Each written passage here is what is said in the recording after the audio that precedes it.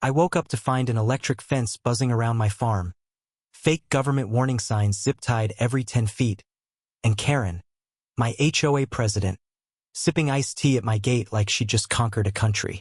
This wasn't a prank. She fenced in Homeland Security. Before I tell you how I ended up sipping coffee while DHS dismantled my neighbor's homemade military-grade fence, make sure to hit that like button, subscribe, and drop a comment telling me, backhand index pointing right, what's the dumbest thing your HOA has ever tried to pull? I moved out here for peace. Real peace. The kind that smells like tilled earth and diesel. The kind where your dog can run free and your mailbox doesn't come with weekly judgment letters. After 20 years in the military, I wanted silence. Not just the absence of noise, but the kind of stillness that settles into your bones and says, you made it. You're home. So I bought land. A modest farm on the edge of what used to be just pasture and cow paths. Built a barn. Set up some Homeland Security equipment, surveillance training, nothing wild, and let the world shrink to what I could see from my porch. For a while, it worked. The quiet, the dogs, the radio crackling like an old friend. I was finally untangling myself from years of war, chaos, and bureaucracy. But peace, I've learned, is never permanent, especially when someone like Karen moves in next door. She arrived with the kind of energy that makes flags wilt. Clipboard in hand. Smile so tight it looked stapled to her face. First words out of her mouth weren't hello or nice to meet you. No, it was, we'll need to talk about your barn. That barn, my barn, had been here since before her cul-de-sac was even a glint in a developer's eye. I told her as much. I also explained that it wasn't just a shed full of old tools. It was leased by Homeland Security. She blinked once, then said, dead serious. Well, maybe Homeland Security needs to submit a paint request to the Architectural Committee. I thought she was joking. She wasn't. That was day one. It didn't take long for the flyers to start showing up. Folded and wedged under my gate like they were delivering pizza, except the toppings were all passive-aggressive complaints. Non-compliant property line. Unsightly structures. One even came with a hand-drawn sketch of my barn labeled, threat to visual harmony. They also left a plastic flamingo zip-tied to my weather antenna. To this day, I don't know if it was a prank or a warning. I ignored her at first. Figured she'd run out of steam. Maybe go harass someone for their mailbox paint or gnome placement. But I underestimated her. Karen wasn't just another nosy neighbor. She was HOA royalty. Self-declared president of a kingdom that didn't even include my land. But that didn't stop her from trying to annex it. She blocked my deliveries at the gate. Demanded I submit my crop rotation schedule to the board. Fined me $500 for excessive dust migration after I tilled a field. One morning I found a neon orange sticker on my barn door. It read, temporary illegal structure, pending removal. No hearing, no notice, just a sticker, like I was some kind of squatter on my own land. That was the day I stopped ignoring her. I started taking photos, videos. I documented every letter, every demand, every sticker, every violation. If she wanted a fight, I knew how to fight. I didn't survive 2 deployments just to get run off my property by someone who buys her legal authority in bulk from Etsy. Still, I wasn't expecting what came next. Because one morning, I poured my coffee, stepped onto my porch, and saw it. A fence. A tall, humming, sparking electric fence. Wrapped around my entire property line. I rubbed my eyes, blinked, thought maybe I was dreaming. But no, there she was, Karen, at the gate, sipping iced tea from a mason jar like she'd just conquered a country. She looked me dead in the eye and said, the fence is for the safety of the community. Your farm operations are unstable. She used the word unstable. About a Homeland Security site. The signs zip-tied to the fence had the HOA logo on them, plus some very questionable government insignia that looked like someone used Photoshop and bad judgment at the same time. I walked the perimeter. She hadn't just fenced me in. She'd fenced in the Homeland Security storage unit too. I laughed, but it wasn't funny, because at that point this wasn't just a turf war. This was now a federal offense, and it was about to get real serious real fast. I didn't say a word at first. I just stared at the electric fence. This twitching, humming monstrosity of zip ties, metal spikes, and what I can only describe as a DIY paranoia project brought to life. It wrapped around my land like a paranoid python, buzzing with enough voltage to make a raccoon reevaluate its life choices. Karen stood there, mason jar in hand, lemon slice perched on the rim like this was a spa day, not an act of felony-level trespass. She was beaming, like she'd just unveiled the Eiffel Tower of control freakery. "It's nothing personal," she said. "Just protecting the neighborhood from unpredictable agricultural activity." Unpredictable agricultural activity. That's what she called a Homeland Security surveillance training site. I told her, again, that this land was under federal lease, that interfering with it could land her in very serious trouble, that she had, in fact, fenced in classified federal equipment.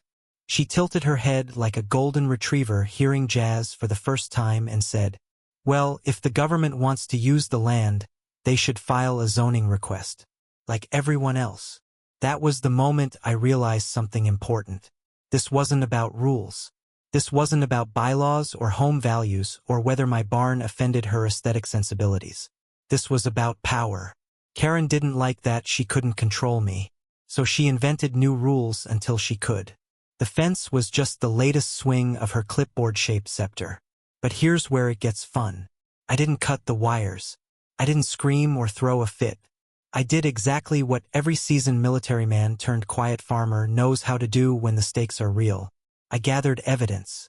Photos, video, close-ups of the fake government logos, the warning signs printed on glossy paper with Comic Sans, the power source hooked to a clearly illegal extension grid.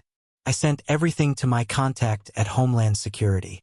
10 minutes later, I got a reply. Just one line. "Do not remove the fence. We're sending a team." That was when I poured myself another cup of coffee, sat back on my porch, and waited. Because now it wasn't just me versus Karen. Now it was Karen versus the United States government. The next morning they arrived. For black SUVs, tinted windows, no logos, no chatter. Karen didn't know they were coming. I did. I was already on my porch, sipping fresh coffee and wearing a shirt that said, "I don't negotiate with clipboard terrorists." Karen, bless her delusional heart, was out front tending to a flower bed that didn't exist, still wearing her hot pink gardening gloves and that same smug expression, like she had personally saved the neighborhood from a hostile barn takeover. The first SUV door opened and out stepped Ramirez. Tall, stone-faced, DHS field agent and former buddy of mine from when this lease was first signed. He didn't smile often, but when he glanced at the electrified monstrosity and then at me, his eyebrow twitched just enough to say, "You weren't kidding." Karen noticed the agents.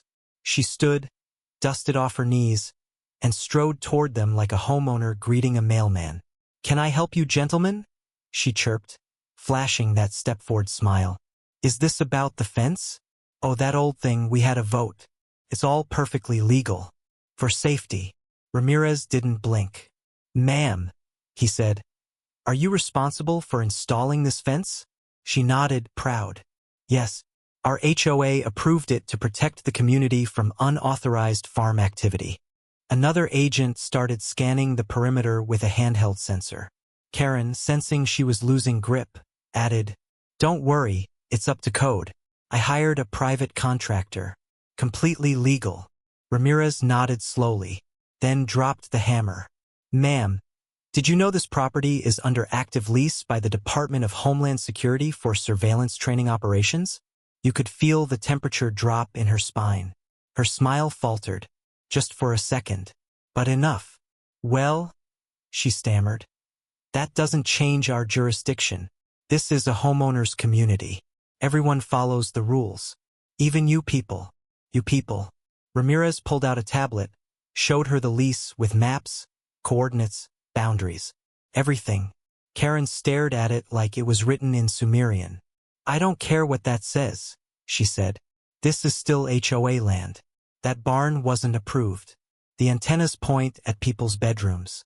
Your drones. They could be spying on our families. She said this while standing in front of a fence that interfered with active government equipment. Ramirez's partner walked over and said, "We've got jammer interference. Signal scrambling. This isn't just a fence. It's disruption." Karen tried to pivot. "No one interfered. I didn't know. I was protecting property values." Then Ramirez pulled out the final piece. Her emails.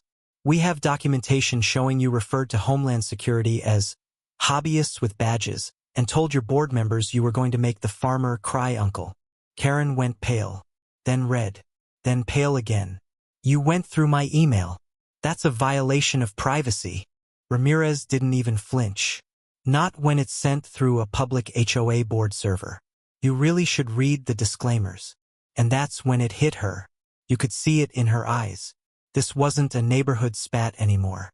This was a federal investigation. And the electric fence was now evidence. So there she was, Karen, standing on her front lawn like she was about to receive the Nobel Prize for neighborhood oppression. Pink gloves, matching visor, and a level of delusional confidence that you usually only see in reality show villains and local weathermen during a blizzard. But this wasn't a snowstorm.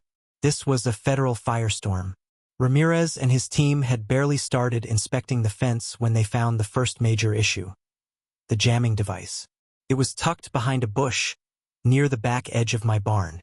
Just a little black box with blinking lights. Looked like an oversized pager from the 90s. But it was broadcasting interference on multiple frequencies.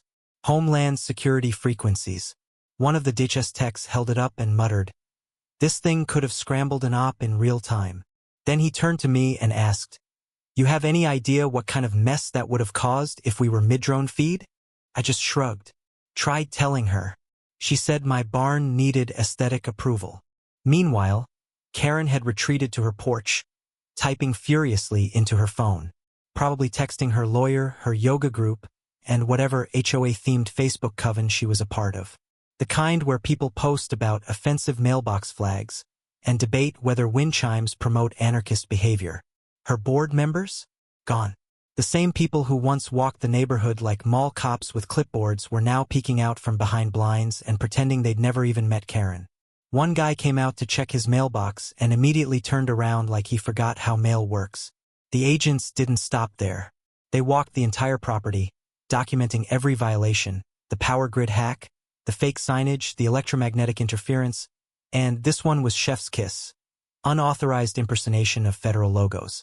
One of the signs had a DHS emblem on it that looked like it had been printed from Microsoft Word and colored in with a highlighter. The kind of thing that screams, "I Googled authority." But here's where the story takes a turn.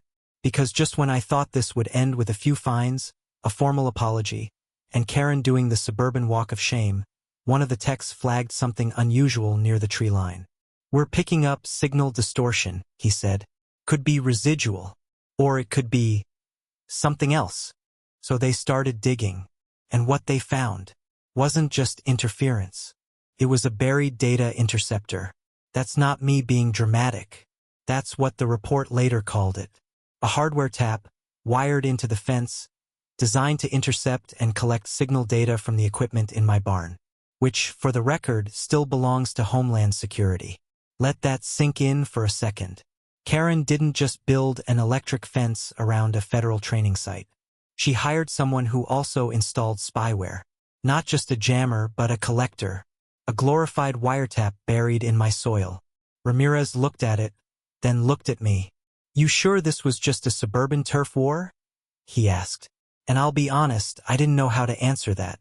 Because up until that moment, this whole saga felt like a long, absurd HOA sitcom. One with pastel villains and lemon wedge cocktails. But now it smelled like espionage. DHS ran the background on Karen's contractor. Turns out, the guy was already flagged on a separate list for inflated invoices, shady licensing, and one incident involving municipal signal theft in a nearby town. Suddenly, this wasn't just a zoning dispute gone nuclear. This was a potential breach. A real one. And Karen? She hired him with HOA funds. Without a board vote. That little power move? Probably her downfall. Because now the HOA wasn't just in trouble with the neighborhood. They were in trouble with federal authorities. Later that day, I got a call from the DHS legal team. They wanted everything I had. Photos, footage, letters, even that voice recording where Karen said, "The government can't just do whatever they want. This isn't Russia." I sent it all. Within 24 hours, DHS had drafted a cease and desist order. It was clean, brutal, legal poetry. The HOA had to remove the entire fence immediately, pay for all equipment damages, publicly apologize for obstruction of federal operations. And Karen? She was named specifically in the report. That was the moment she went from neighborhood tyrant to legal liability. Her reign, the clipboards, the threats, the flamingos was over. Almost. Because just when we thought she'd finally get off the throne, she called an emergency HOA meeting. And guess what the main agenda was? Me. It didn't surprise me that Karen called an emergency meeting. What did surprise me? That she had the nerve to host it at her house. Yes, after building an electric fence around a federal training site, tampering with surveillance signals, impersonating a government agency, and nearly getting the entire HOA indicted. She invited the entire neighborhood into her living room like it was tea and crumpets day at Delusion Manor. The invite had been posted to the HOA portal at 2:12 a.m. Subject line: Urgent. Community concerns regarding unauthorized activity by non-compliant property owner. No mention of Homeland Security. No mention of the fence. No mention of the cease and desist order. Just a subtle rebranding of reality the Karen way. I wasn't going to go at first. But then I remembered, nothing bothers a tyrant more than showing up alive and well to the funeral they planned for you. So I went. Walked right through her front door like I belonged there. I didn't say a word. Just nodded to a few neighbors. Ones who had stopped waving the moment Karen started sniffing around their yard height, and took a seat near the back. The room was packed. Over 30 people crammed between wine racks and themed throw pillows that said things like, "Live, laugh, lease agreement." Karen stood near the fireplace, clipboard in one hand, a trembling stack of HOA handouts in the other. She cleared her throat like she was about to declare war on joy. "Thank you all for coming on such short notice," she began, all sugary civility and cracked porcelain confidence. "As you're all aware, recent events have caused a great deal of confusion and disruption." Confusion, disruption. She said it like she wasn't the reason half the neighborhood had seen Homeland Security agents in their front yard. Then she launched into a speech so off the rails it could have been a train crash with a soundtrack. She talked about preserving community standards and outside threats to neighborhood integrity. She blamed DHS for being too aggressive, blamed me for being combative and evasive, said the fence was a defensive response to an ongoing pattern of unauthorized activity. I couldn't believe what I was hearing. She was trying to turn this into my fault. Said the phrase outside disruption so many times it felt like she was workshopping it for her memoir. That's when Linda stood up. Not clipboard Linda. Other Linda. Sweet, soft-spoken Linda with the garden gnomes and the white shutters. The kind of neighbor who makes banana bread when you move in and always waves from her porch swing. She didn't say much, just cleared her throat and said, "Karen, I checked the county maps. Logan's property isn't under HOA jurisdiction. Never has been." The room went silent. Karen's lips twitched. Linda kept going. "You can't enforce rules on land you don't govern. That fence? That wasn't legal. And you printed those signs at my cousin's shop. He told me." Boom. You could feel it. The whole room shifted. Like a curtain had finally been pulled back and everyone realized they'd been sitting in the dark. A few neighbors started whispering. "I told you so. She went too far. She's not even supposed to have emergency meetings without a board vote." Karen's clipboard dipped. She tried to recover. "I did what I had to do," she snapped. "Someone had to protect the community. He has drones flying over our houses. Antennas pointed at our children's bedrooms. We don't even know what that barn is doing. What if we're being recorded? What if there's radiation?" It was pure panic. Her voice cracked like glass under pressure. No more composure. No more curated charm. Just raw, unraveling fear. That's when I stood up. No anger. No yelling. just enough volume for the room to really hear. Karen, those are surveillance training drones. For Homeland Security. The antennas are legal. The barn is legal. The equipment is legal. You built an electrified fence around a federal site, installed an illegal jammer, and violated multiple federal laws. I let that hang. You could hear someone's spoon hit their plate. This isn't about your paranoia anymore. You put the entire HOA at risk of a federal investigation. And now you want to turn the story into a fairy tale where you're the hero. Karen opened her mouth. Nothing came out. Just a shaky inhale. Like she was about to cry, scream, or both. A few people started gathering their things. The meeting dissolved faster than a paper plate in the rain. No vote. No official action. Just a quiet exodus of former supporters too embarrassed to meet her eyes. I walked out into the cool night air feeling, for the first time in weeks, peace. The HOA board removed her as president within the week. The vote wasn't even close, 34-2. One of those votes was Karen. The other, probably her husband, who, for the record, hadn't been seen in public since the fence went up. DHS issued their final report a few days later. It leaked, of course it leaked, and the local paper ran with it. Suburban HOA faces federal backlash after tampering with government property.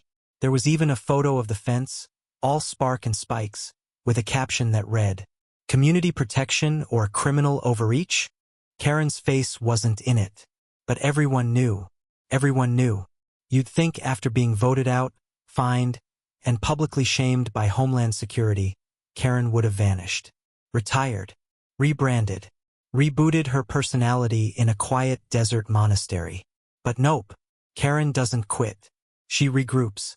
It started quietly. A zoning complaint. Then another. Then 5 more. Filed anonymously, of course. But the county inspector told me straight. Same formatting. Same typo in the word jurisdiction. Every time. Yeah. Karen still had her hands on the typewriter of vengeance. Only now, she was operating from the shadows like a HOA Batman, but instead of justice, she was fighting a one-woman war against property rights and common sense. I met the inspector at my gate. Young guy, sharp haircut, very polite. He looked around at the Homeland Security signs, the perimeter cameras, the neatly filed documentation I'd prepared, and said, "Honestly, this is the 5th time this month someone's tried to flag your property. It's getting ridiculous." I offered him coffee. He declined. I handed him the paperwork anyway and watched him drive off with the expression of a man wondering if he was stuck inside a deleted scene from Parks and Rec meets Narcos. Suburbia edition. And yet, it didn't stop. Karen's crusade continued like a sad little sequel no one asked for. But here's the thing about obsessive power. When it slips from your fingers, you don't just lose control. You rot from the inside out. Word got out that DHS was still investigating the contractor she hired. Turns out that guy had a history of cutting corners, billing twice, and violating enough codes to wallpaper a courtroom. And Karen? She authorized that project without a full board vote, which meant the HOA's insurance wouldn't cover the fines. They bounced the liability right back to the source. Karen, the woman who once fined a neighbor for an unauthorized flamingo, was now personally responsible for tens of thousands in damages. The HOA had to issue a formal apology, pay for all equipment replacement, and attend a government-mandated training session on property jurisdiction. Yes, Karen's legacy included getting grown adults assigned to property law school. And yet, she still wasn't done. She filed one final complaint, said my surveillance antennas were visually disruptive, claimed my barn created a psychological barrier to neighborhood cohesion. The county laughed. DHS didn't respond. I responded, though, with a sign. I mounted it right next to the existing Homeland Security notice. Simple black text. Reflective lettering. It read, "Private land. Monitored. Violators will be prosecuted." And publicly mocked. And yes, I caught her reading it. One morning, camera feed lit up. Karen, walking her dog, stopped in front of the gate, looked up at the new sign like it had insulted her entire ancestry. She didn't say a word, just clenched her jaw and walked off. It was the loudest silence I'd ever heard. A few days later, the neighborhood held its first Karen-free HOA meeting. The new president, Mr. Harris, retired accountant, known for never raising his voice above library, opened the meeting with emotion. Effective immediately, the HOA will permanently dissolve any oversight of properties not within its mapped jurisdiction. Passed. Unanimous. Then he said, due to ongoing litigation, all unilateral decisions made by the previous president without quorum will be subject to internal review. Translation: they were cleaning house, and they were starting with hers. I didn't stay for the donuts. I just nodded, shook Harris's hand, and walked out into the evening air. My farm was quiet again. No sirens, no agents, no electric fences. Just wind through the fields, the hum of equipment running clean, and the low bark of my dog chasing absolutely nothing. Exactly how it's supposed to be. And yet, sometimes I still see her, Karen, walking early in the mornings, sunglasses on, dog leash tight, shoulders a little lower, like she knows she lost, but can't quite admit it out loud. One morning, she paused, stood there, looked at me from across the road, like she wanted to say something. Apologize, maybe, explain, beg. But no, she just turned away, tugged the leash too hard, walked off, and that was her surrender. No words, no clipboard, just the quiet vacuum of a tyrant finally realizing she ruled nothing. Me? I just smiled, took a sip of coffee, and let the wind carry her legacy into the corn. Peace had returned. For now, because fences keep people out, but sometimes they trap the wrong ones in. If you enjoyed watching Karen's clipboard empire collapse under the weight of federal law, go ahead and smash that like button, subscribe for more HOA horror stories, and drop a comment. Backhand index pointing right: what should happen to someone who builds a fence around a government facility without reading the map first?